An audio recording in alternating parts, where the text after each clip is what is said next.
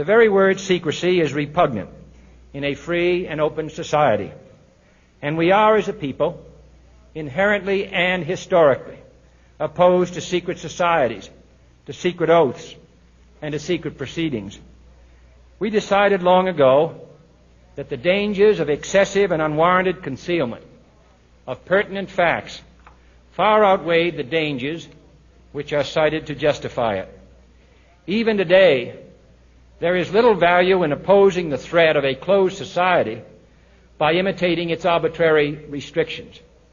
Even today, there is little value in ensuring the survival of our nation if our traditions do not survive with it.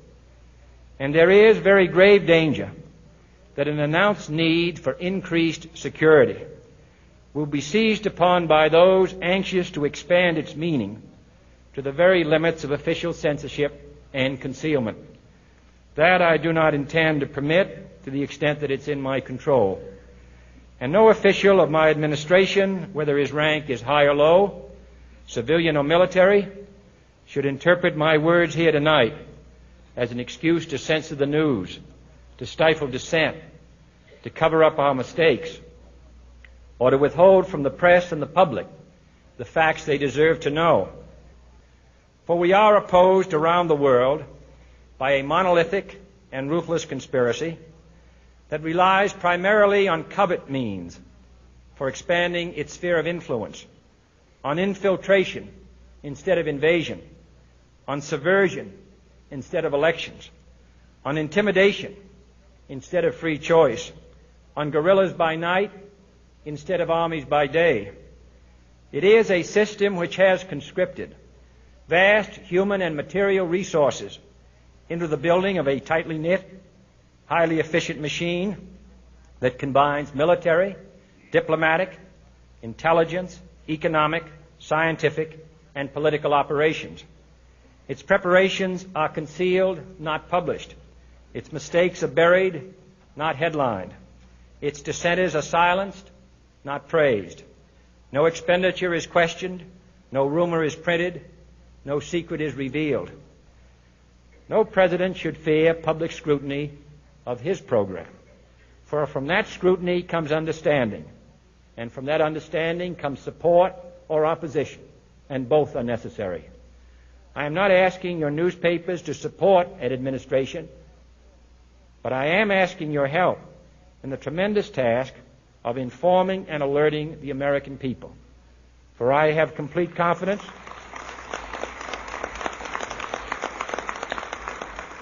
in the response and dedication of our citizens whenever they are fully informed. I not only could not stifle controversy among your readers, I welcome it. This administration intends to be candid about its errors. For as a wise man once said, an error doesn't become a mistake until you refuse to correct it. We intend to accept full responsibility for our errors, and we expect you to point them out when we miss them. Without debate, without criticism, no administration and no country can succeed, and no republic can survive. That is why the Athenian lawmaker Solon decreed it a crime for any citizen to shrink from controversy.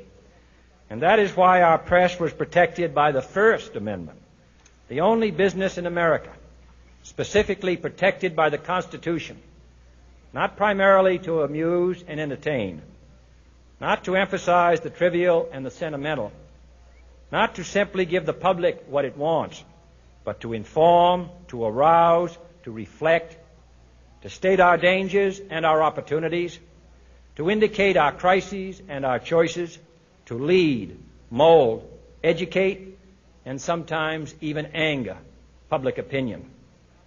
This means greater coverage and analysis of international news, for it is no longer far away and foreign, but close at hand and local.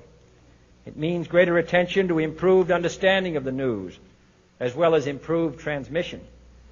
And it means, finally, that government at all levels must meet its obligation to provide you with the fullest possible information outside the narrowest limits of national security. And so it is to the printing press, to the recorder of man's deeds, the keeper of his conscience, the courier of his news, that we look for strength and assistance, confident that with your help, man will be what he was born to be,